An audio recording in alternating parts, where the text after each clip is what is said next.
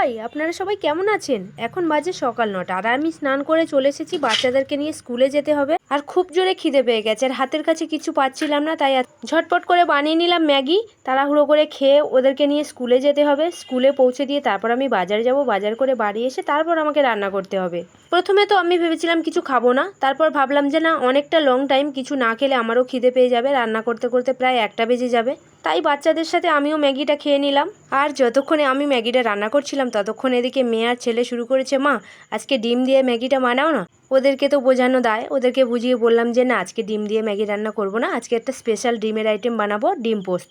কারণ অনেক দিন ধরে আমি কমেন্ট পাচ্ছিলাম যে একটা ডিমের রেসিপি বানাও, তো এই ডিমের রেসিপিটা স্পেশালি আমার একটা দাদা ভাইয়ের জন্য। আর এদিকে খেতে বসে দেখলাম কি 10:30 বেজে গেছে। তাড়াহুড়ো করে ম্যাগিটা খাওয়া কমপ্লিট করে আমরা অলরেডি বেরিয়ে পড়লাম স্কুলের জন্য। আমি তো স্কুটি নিয়ে রেডি। আর এদিকে আমার মেয়ের এখনও চুল বাঁধা হয়নি, সে আসতে এতটাই দেরি করছে যে আমি এই ফাঁকে একটা ফট করে ভিডিও বানিয়ে নিলাম। আর এদিকে স্কুটিতে উঠলে ওদের দুজনের বায়না শুরু হয়ে যাবে, কে আগে বসবে কে পিছে বসবে। আর এদিকে ওদের দুজনের মারামারিতে শেষে আমারই জায়গা হয় না স্কুটিতে।